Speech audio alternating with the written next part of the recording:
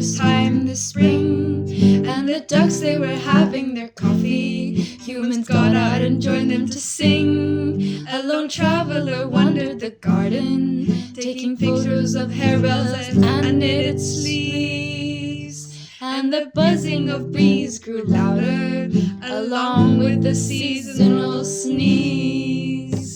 Jojanneke, wrapped up in blankets, writing letters of admiration to the end of Earth's hibernation. As Viktorija stepped in the refill.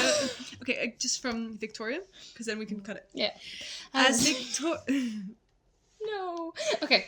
As Viktorija skipped to get refills, the breeze conducted the trees, a crescendo of life lifting up from the ground, joined by birds all around.